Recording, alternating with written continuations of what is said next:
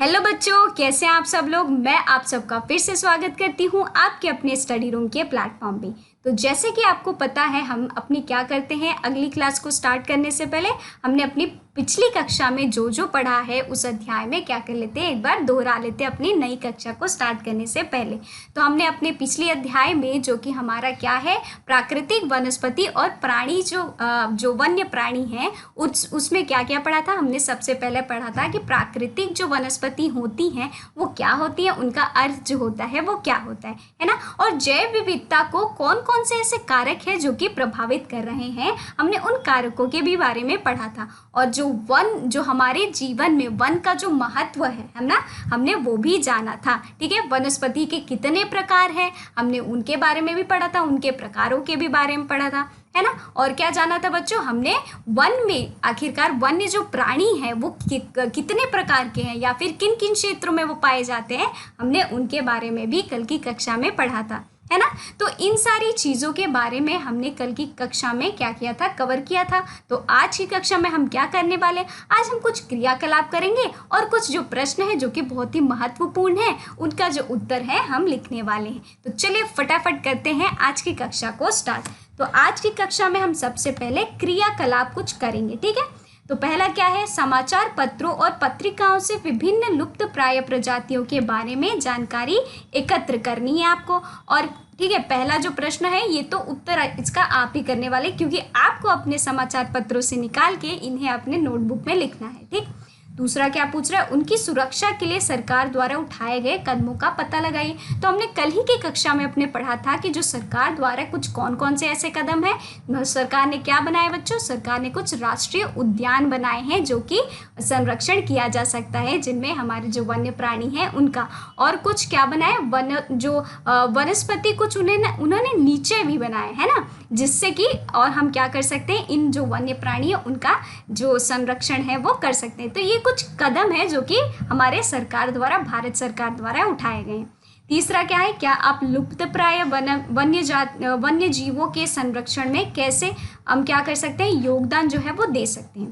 तो चलिए मैं आपको कुछ एक दो बता देती हूँ, ठीक है, उसके बाद आप ही को करना है। तो आप क्या कर सकते हैं, जो कि नए नए जो पहलू जो है, ठीक है, सरकार द्वारा उठाए जा रही है, नए नए जो कदम उठाए जा रहे हैं, आप उनके साथ काम कर सकते हैं, जिससे कि आप क्या कर सकते हैं, एक जागरूकता लोगों में फैला सकते हैं कि आपको जो जानवर हैं, ठीक है, उनके साथ कैसा बर्ताव करना चाहिए, ठीक है, उनकी कैसे रक्षा करनी चाहिए, है ना। तो इन सारी चीज़ों के बारे में आप उनके अंदर काम कर सकते हैं और लोगों में जागरूकता भी फैला सकते हैं। तो ये कुछ कुछ ऐसे पॉइंट्स हैं जो कि आप इनको क्या कर सकते हैं, आप लागू कर सकते हैं और फिर हम क्या कर सकते हैं, हम अपने वन्य जीवों का संरक्षण कर सकते हैं। ठीक है, आई बात समझ में। अब इसको आपको जो क्रियाकलाप है आपको अपने से करना है। तो चलिए हम बढ़ते हैं आगे और करते हैं कुछ प्रश्न। तो सबसे पहला जो प्रश्न है हमारा क्या है, हमारा ये है कि भारत में पादपों तथा जीवों का वितरण किन तत्वों द्वारा निर्धारित होता है। तो चलिए हम यहाँ पे अपना उत्तर जो है वो लिख लेते हैं। तो सबसे पहले जो बच्चों तत्व है वो क्या है, वो हमारा है उच्चावच, ठीक है। अब इसके अंदर आप देखेंगे, क्या देखेंगे, इसके अंदर जो आता है, क्या आता है, पहली आती है हमारी भूमि, ठीक है, और जो दूसरा आता है वो क्या आता है, वो आती है मृदा, ठीक है, मिट्टी, ठीक। अब दूसरा क्या है, तो ये तो हो गया हमारा पहला। अब दूसरा कौन सा है, दूसरा है हमारा वातावरण, ठीक है, वातावरण, ठीक। अब वातावरण में क्या क्या आते हैं बच्चों, हमने कल ही की कक्षा में अपने पढ़ा था। तो तापमान आपका हो गया, ये प है, ठीक है, तापमान हो गया, है ना। दूसरा कौन सा हो गया, जो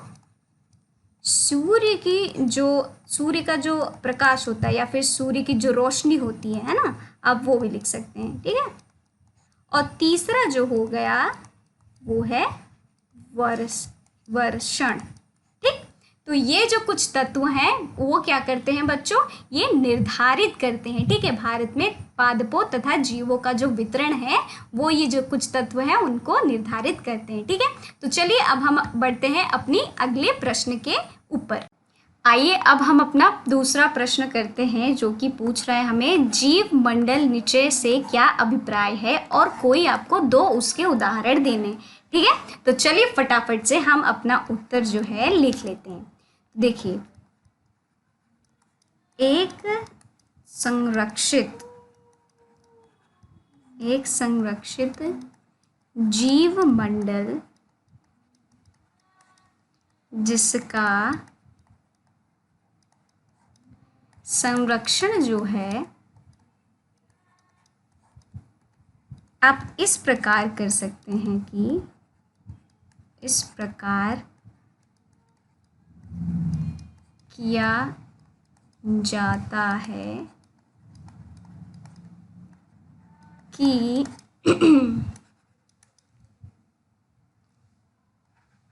न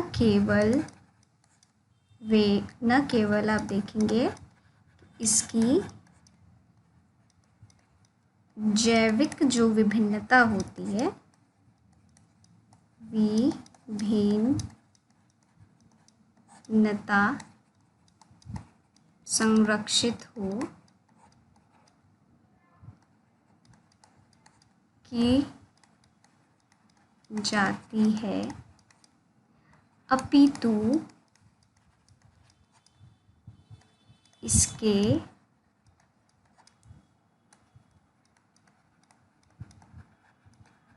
संसाधनों का प्रयोग स्थानीय जो समुदाय होते हैं, समुदायों के लाभ हेतु टिकाऊ तरीके से किया जाता है। ठीक है, तो ये हो गए हमारे जीव मंडल जो नीचे हैं उनके अभिप्राय के बारे में। ठीक है, कि एक संरक्षित जीव मंत्री जो मंडल होता है आपका, जिसका कि संरक्षण कुछ इस प्रकार किया जाता है कि न केवल आप देखेंगे इसकी जैविक जो विभिन्नता है वो संरक्षित हो सके, अपितु इसके साथ संसाधनों का जो प्रयोग है स्थानीय समुदाय के लाभ हेतु भी उसका टिकाऊ तरीके से किया जाए। ठीक है, तो ये हमारा हो गया जीव मंडल नीचे के अभिप्राय के बारे में।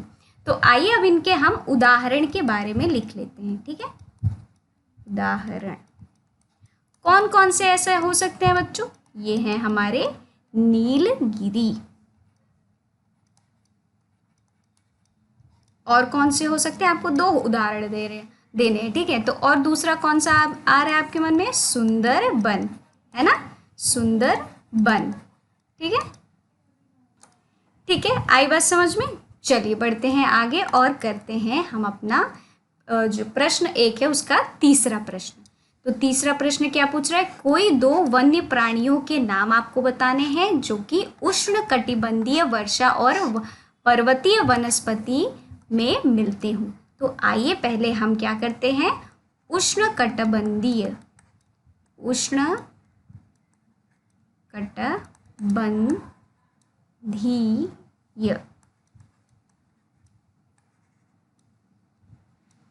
वर्षा, इन क्षेत्रों में जो पाए जाते हैं जानवर, पहले उनके बारे में लिख लेते हैं। ठीक है, तो मैं दो आपको बताऊंगी। ठीक है, तो इनमें क्या क्या पाए जाते हैं, कौन कौन से जानवर पाए जाते हैं? सबसे पहला तो है हमारा हाथी, आपको देखने को मिलेगा, और दूसरा क्या है? बंदर। ठीक है, तो ये हमारे उष्णकटिबंधीय जो वर्षा वाले स्थान होते हैं वहाँ पाए जाते हैं। अब चलिए दूसरा जो है वो हमारा क्या है? पर्वतीय वनस्पति।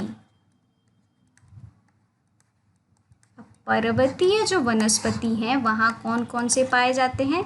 वहाँ जैसे कि जो जंगली भेड़ होते हैं। ठीक है, जंगली भेड़, या तो आपने देखा होगा खरगोश। ठीक है, खरगोश, ये भी पाए जाते हैं। तो ये हमारे हो गए एक उष्णकटिबंधीय जो वर्षा वाले स्थान होते हैं वहाँ पे ये जानवर पाए जाते हैं, और पर्वतीय जो वनस्पति है वहाँ पे ये जानवर है जो आपको है देखने को मिलेंगे उन क्षेत्रों में। ठीक है, चलिए बढ़ते हैं आगे और करते हैं अपना दूसरा प्रश्न। जो है आपको क्या करना है, निम्नलिखित में आपको अंतर बताना है। ठीक, पहला क्या है, वनस्पति जगत तथा प्राणी जगत, इनके बीच में आपको अंतर बताना है। ठीक, और दूसरा है सदाबहार और पर्णपाती जो वन होती है इनके बीच में आपको अंतर बताना है। तो चलिए सबसे पहले हम वनस्पति जगत तथा प्राणी जो जगत है उनके बारे में जान लेते हैं। तो चलिए अब यहाँ पे भी हम 2 कॉलम बनाएंगे। ठीक है, पहला क्या बनाएंगे हम, वनस्पति जगत। ठीक है, पहले हम इनके बारे में लिखेंगे और ऐसे बीच में आप क्या करिए, एक लाइन खींच दीजिए। ठीक है, अब दूसरा में हम क्या कर लेंगे, हम लिखेंगे प्राणी जगत। ठीक, आई बात समझ में। तो चलिए सबसे पहला जो हमारे वनस्पति जगत में वो क्या होंगे, चलिए आइए लिख लेते हैं। तो सबसे पहला होगा बच्चों कि किसी भी ऐसे क्षेत्र में, किसी क्षेत्र में अथवा अवधि में, ठीक है, आप देखेंगे कि भूपर्पटी पर पाई जो जाने वाले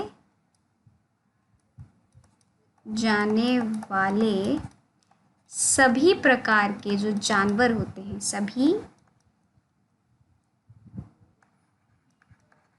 सभी प्रकार की, सॉरी जानवर नहीं बच्चों, ये है हमारा वनस्पति हम पढ़ रहे हैं ना। तो सभी प्रकार के जो वनस्पति होते हैं, ठीक है, जो पेड़ पौधे होते हैं,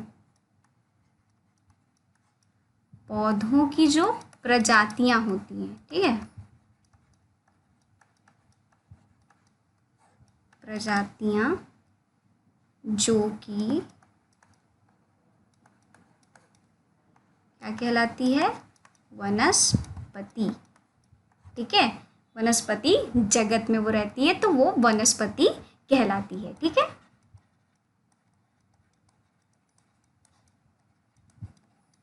आई बात समझ में।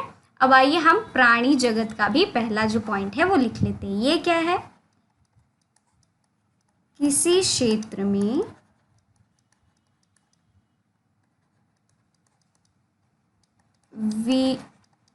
विशेष या अवधि में जो भूपर्पटी पे आप देखेंगे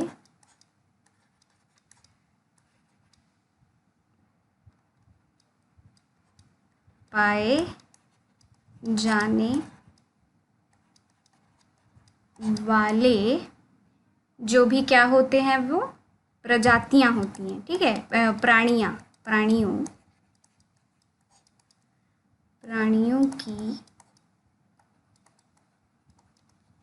जो प्रजातियां होती हैं, ठीक, प्राणियों की प्रजातियां या प्रजातियां, ठीक है, वो हम क्या कहते हैं, वन्य प्राणी कहते हैं। ठीक, आई बात समझ में। चलिए अब हम दूसरा पॉइंट लिख लेते हैं वनस्पति जगत का। ठीक है, तो वनस्पति जगत का ये है दूसरा पॉइंट कि ये अपना जो भोजन है सूर्य के प्रकाश से बनाते हैं। ठीक है, सूर्य के प्रकाश से बनाते हैं। ठीक, वहीं ये क्या करते हैं, ये अपना भोजन स्वयं नहीं बना सकते। ठीक है, अपितु वनस्पति जगत पर क्या होते हैं बच्चों, ये निर्भर होते हैं, जगत पर निर्भर होते हैं। आई बस समझ में? तो हमने दो पॉइंट लिख लिए आपके वनस्पति जगत और प्राणी जगत के बारे में। ठीक, यहाँ पे हमने वनस्पति जगत के बारे में जाना और यहाँ पे हमने प्राणी जगत के बारे में जाना है। ठीक है, चलिए बढ़ते हैं आगे और सदाबहार और पर्णपाती जो वन है उनके बारे में लिखते हैं। तो हमने जैसे अपने पहले प्रश्न में किया है वैसे ही इसका भी हम उत्तर लिखेंगे। तो क्या करेंगे, यहाँ पे हम लिखेंगे सदाबहार। ठीक है, बीच में हमको क्या करनी है, लाइन खींचनी है। फिर यहाँ पे हम लिखेंगे पर्णपाती वन। ठीक है, चलिए तो अब हम सदाबहार में लिखेंगे पहला पॉइंट, ये उन क्षेत्रों में पाए जाते हैं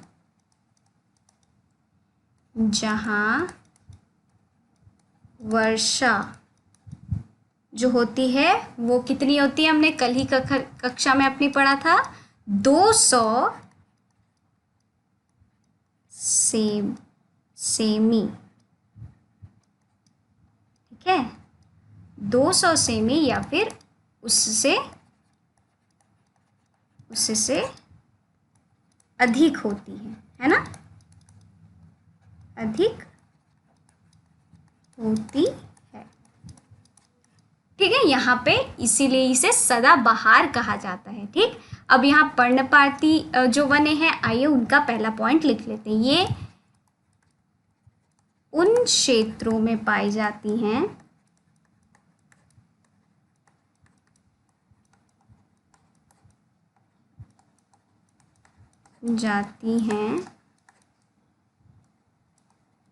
जहाँ वार्षिक जो वर्षा होती है वो आपको 70 सेमी से लेकर 200 सेमी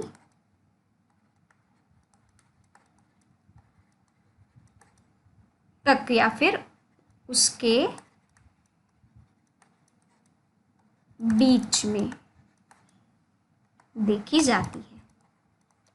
ठीक है, मतलब ये सदाबहार के मुकाबले यहाँ पे जो वर्षा होती है वो उसके मुकाबले कम होती है ना। चलिए अब सदाबहार में हम दूसरा पॉइंट लिख लेते हैं। दूसरा क्या है, जो इन वनों में जो पशुएं पाए जाती हैं उनके बारे में लिखें। ठीक है, इन वनों में पाए जाने वाले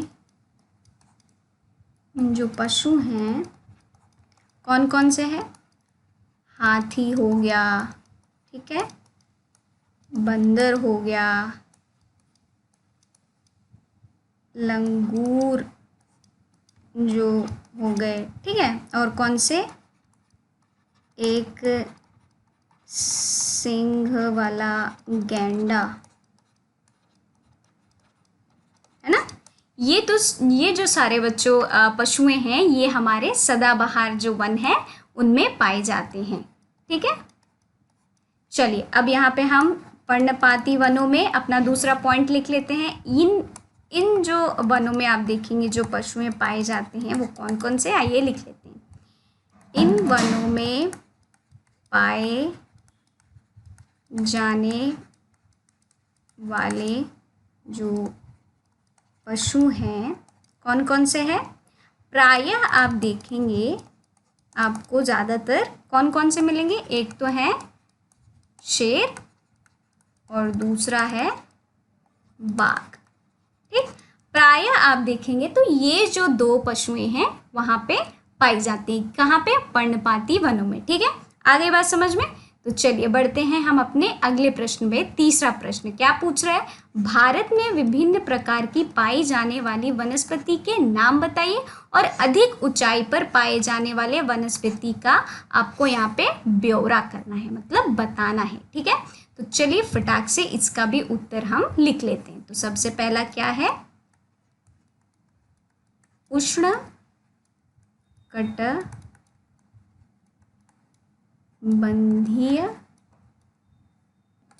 वर्षा वन। ये ब है, ठीक है, ब नहीं है, वर्षा वन। ठीक है, ये हो गया हमारा पहला। दूसरा कौन सा पाया जाता है, जल्दी जल्दी बताइए। उष्ण कटिबंधीय जो हमारा पर्णपाती जो वन है, ठीक है, वो पाया जाता है। तीसरा कौन सा हो गया, उष्ण कटिबंधीय, कौन सा हो गया, जो कटीले जो होते हैं पेड़ पौधे, जो वन होते हैं, कटीले वन तथा जो झाड़ियाँ होती हैं, है ना। अब चौथा कौन सा हो गया, पर्वतीय वन। पांचवा कौन सा हो गया, ये हमारा मैंग्रोव जो वन हो गया। ये हमारे कुछ क्या हो गए, हमारे विभिन्न प्रकार के पाए जाने वाले ये वनस्पति के नाम जो हैं वहाँ पे हमें देखने को मिलते हैं। ठीक है, अब हम अपना जो तीसरा प्रश्न है उसका उत्तर लिखने वाले हैं। ठीक है, तो तीसरा प्रश्न क्या पूछ रहा है कि भारत में विभिन्न प्रकार की पाई जाने वाली जो वनस्पति हैं आपको उनका नाम लिखना है और अधिक ऊंचाई पर पाई जाने वाली जो वनस्पति हैं उनका ब्यौरा भी करना है। तो हमने अपनी कल की ही क्लास में अभी कई सारे वनस्पतियों के बारे में पढ़ा है, तो चलिए एक एक करके लिख लेते हैं जो कि भारत में पाई जाती हैं। तो सबसे पहला क्या है बच्चों, सबसे पहला है उष्ण कटिबंधीय जो वर्षा जो वन होती हैं वो है। ठीक है, दूसरा कौन सा है, उष्ण कटिबंधीय जो पर्णपाती जो वने हैं वो हमारे भारत में दिखती है। तीसरा कौन सा है, उष्ण कटिबंधीय, कौन से हैं, उष्ण कटिबंधीय जो कटीले तथा आप देखेंगे जो झाड़ियाँ होती हैं वाले वन। ठीक, अब चौथा कौन सा हो गया, पर्वतीय वन। और पांचवा कौन सा हो गया, ये है मैंग्रोव वन। मैंग्रोवा नहीं है, वो मैंग्रोव है। ठीक है, तो ये हो गए हमारे भारत में पाए जाने वाले जो वनस्पति हैं उनके कुछ नाम। तो चलिए इन वनस्पतियों के ऊंचाई के बारे में जान लेते हैं। ठीक है, तो चलिए, तो सबसे पहला हम लिखेंगे जो हमारा उष्ण कटिबंधीय जो वर्षा वन था, ये आपको कहाँ देखने को मिलेंगे, ये जो आपका हिमाचल के शिवालिक की जो श्रेणियां हैं, श्रेणियों में पाए जाते हैं। ठीक है, अब आइए दूसरा, हम उष्ण कटिबंधीय जो पर्णपाती वन थे उनकी ऊंचाई कितनी होती है इनके बारे में जान लेते हैं। तो उनकी ऊंचाई होती है बच्चों वो आपको 1000 जो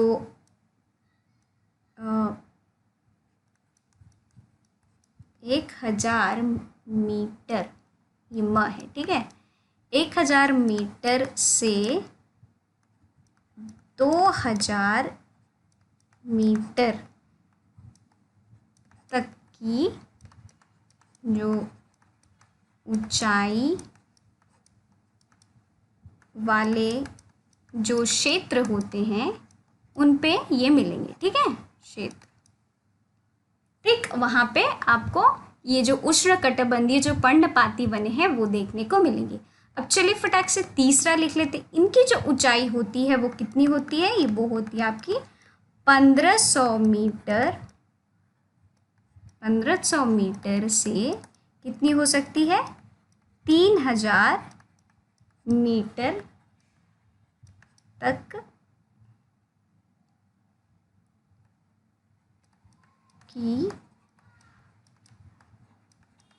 ऊंचाई के बीच जो आपके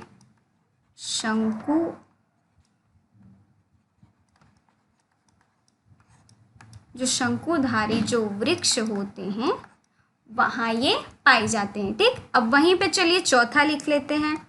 तो ये वन जो होते हैं, ये वन आप देखेंगे प्रायः आपको हिमालय की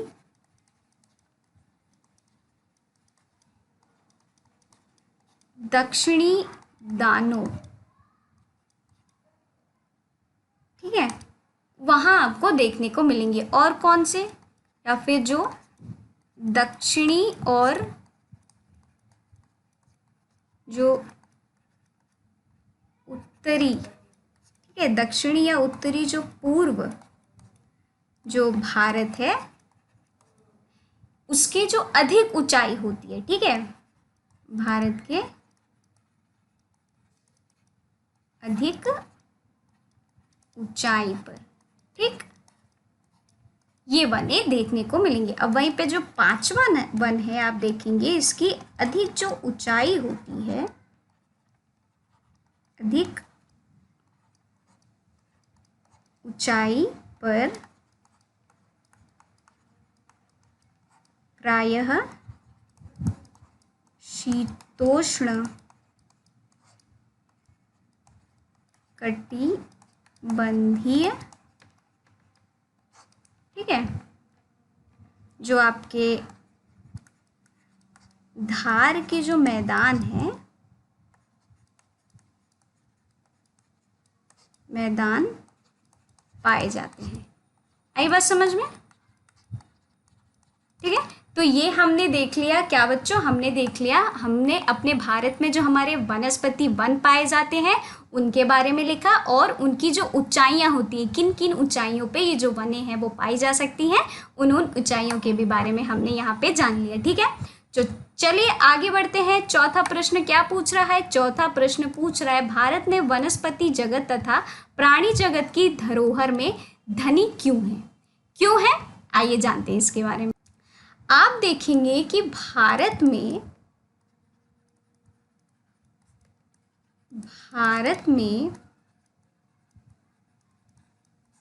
पृथ्वी के जो लगभग विशेषताएं हैं, ठीक है, जो सभी विशेषताएं हैं, लगभग सभी जो भौतिक, एक तरह से बोल सकते हैं हम, क्योंकि अभी हम भौतिक भूगोल के बारे में पढ़े, तो भौतिक जो विशेषताएं हैं वो हमें अपने भारत में देखने को मिलेंगी। ठीक है, भौतिक विशेषताएं मौजूद हैं। ठीक, जैसे कि अब आप पूछेंगे कौन कौन से भौतिक जो विशेषताएं हैं, तो वो हैं हमारे, जैसे हो गए पर्वत हो गए, ठीक है, पठार हो गए, है ना, अब मैदाने हैं वो हो गई, ठीक, जो महाद्वीप हो गए, है ना, या फिर जो द्वीप हो गए, है ना, ये जो सारी भौतिक जो विशेषताएं हैं जो कि हमें अपने भारत में देखने को मिलेंगी। ठीक, तो ये एक कारण हो गया, ठीक है, जो कि हमें अपने जो भारत की जो वनस्पति है उस जगत का तथा प्राणी जगत की एक धरोहर मानी जाती है। चलिए दूसरा जो पॉइंट है वो क्या बोल रहा है, ये जो 1 2 3 4 जो 5 हो गए, ठीक है, ये पांचों कारक आप देखेंगे भारत में, या बीच में भारत लिख लीजिएगा, छूट गया है, भारत वनस्पति जगत एवं, अब देखेंगे जो प्राणी जो जगत है, जगत की वृद्धि के लिए एवं उसके विकास के लिए, ठीक है, विकास के लिए या फिर जैविक जो उनकी विविधता है, ठीक है, विविधता,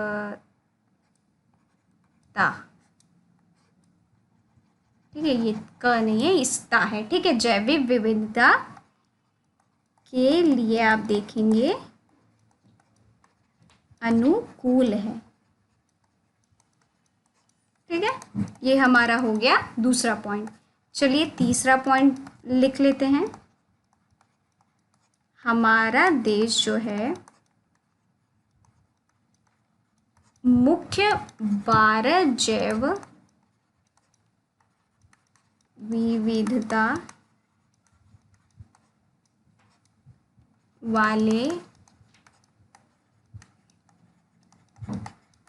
देशों में से एक है, ठीक है। ये जो कुछ आपको ये पॉइंट्स मैंने लिखवाए हैं ये बहुत ही ज़्यादा महत्वपूर्ण है, जो कि हमारे भारत की आपको प्राणी जगत हो गए या फिर वनस्पति जगत हो गए, उनकी एक धरोहर है, ठीक है, इसमें वो धनी है। तो ये जो मैंने आपको जितना भी लिखाया बहुत ही ज़्यादा आवश्यक है, ठीक है, तो आप इसको ज़रूर लिखिएगा। चलिए बढ़ते हैं आगे। अब हम अपना 5वां प्रश्न करते हैं। क्या है 5वां प्रश्न? भारत में बहुत संख्या में जीव और पादप प्रजातियां संकटग्रस्त हैं, उदाहरण सहित कारण दीजिए। तो चलिए उदाहरण के साथ हम कारण देते हैं। तो कौन कौन से ऐसे कारण हैं? तो चलिए पहला हम कारण अपना लिख लेते हैं। तो क्या हो रहा है बच्चों, आप देख ही रहे होंगे कि मनुष्य के ज़्यादा लालच के कारण, है ना, लालच के कारण जो जीव हैं, है ना, जीवों तथा आप देखेंगे पादपों को अति जो दोहन है उनका या फिर अति नुकसान भी हम कह सकते हैं हो रहा है ना। ये हो गया पहला पॉइंट। दूसरा पॉइंट क्या हो गया, ये ऊ की मात्रा ऐसे होगी, ठीक है, मनुष्य में ध्यान दीजिएगा, थोड़ी गलती हो गई। तो ये मनुष्य पेड़ों को काट कर तथा जो पशुओं को मार कर जो पारिस्थितिक, ठीक है, पारिस्थितिक तंत्र में वो क्या कर रहे हैं बच्चों, वो असंतुलन बना रहे हैं, है ना, असंतुलन, है ना, वो पशुओं को मारकर पेड़ों को काटकर जो हमारा पारिस्थितिक तंत्र है उसमें वो क्या कर रहे हैं, असंतुलन पैदा कर रहे हैं, है ना, पैदा कर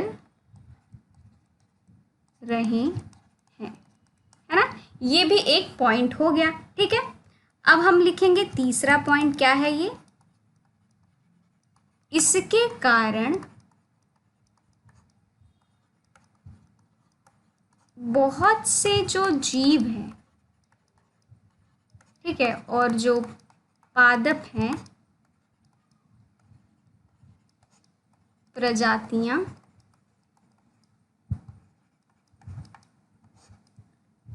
संकटग्रस्त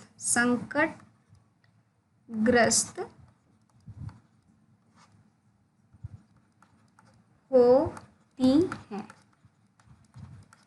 ठीक है, तो ये हमारे कुछ पॉइंट्स हैं जो कि जिसके वजह से क्या हो रहा है, भारत में हम देखेंगे कि जो संख्या है, जो जीवों की हो गई या पादपों की हो गई, उनकी प्रजातियों की, वो संकटग्रस्त हैं। ठीक है, अब मैंने आपको ये उदाहरण के साथ भी यहाँ पे बता दिया है। ठीक है, तो ये हो गए हमारे कुछ बहुत ही ज़्यादा महत्वपूर्ण जो प्रश्न हैं, हमने उनके उत्तर लिख लिए हैं। ठीक है बच्चों, तो चलिए बढ़ते हैं आगे। अब हम क्या करने वाले, अब हमने जैसे कि आपको पता है अपना अध्याय जो है वो समाप्त कर लिया है, पढ़ लिया है। तो आइए अब हम शुरुआत से पढ़ते हैं। ठीक है, एक बार दोहराते हैं कि आखिरकार हमने क्या क्या इस अध्याय में बहुत ही ज़्यादा महत्वपूर्ण पढ़ा है। ठीक है, जो कि आवश्यक है। तो चलिए तुरंत से एक बार क्या करते हैं, दोहरा लेते हैं। तो सबसे पहला है, प्राकृतिक वनस्पति एक पौधे समुदाय को संदर्भित करता है जो कि मानव सहायता के बिना स्वाभाविक रूप से विकसित हुआ है और लंबे समय तक मनुष्यों द्वारा वो आबादित छोड़ा गया हो। ठीक है, इसे अक्षत वनस्पति भी कहा जाता है। ठीक है, इसे एक प्रकार का क्या हम कह सकते हैं, अक्षत वनस्पति।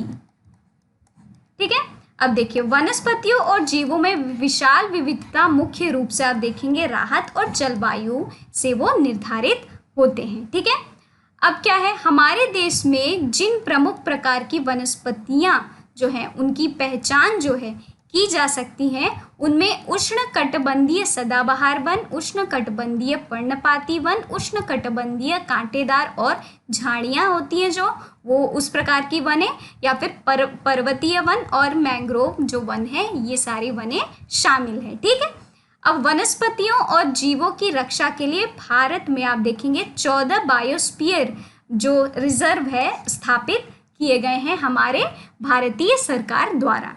आई बात समझ में। अब चलिए, प्रोजेक्ट टाइगर और प्रोजेक्ट राइनो जैसे परियोजनाएं भी बनाई गई हैं जो कि लुप्त प्राय प्रजातियां जो हैं उनकी रक्षा पर ध्यान केंद्रित करने के लिए।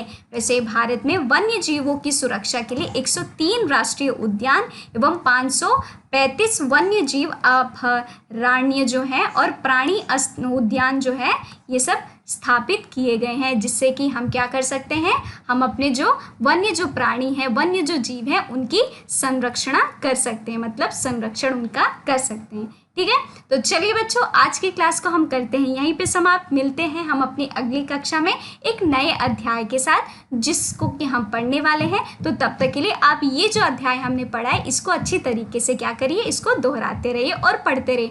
जो भी महत्वपूर्ण जो प्रश्न है उनके जो उत्तर मैंने बताया है आप उनको अपने नोट कॉपी में नोट कर लीजिए। ठीक है, तब तक के लिए हम यहाँ पे अपने क्लास को क्या करते हैं, समाप्त।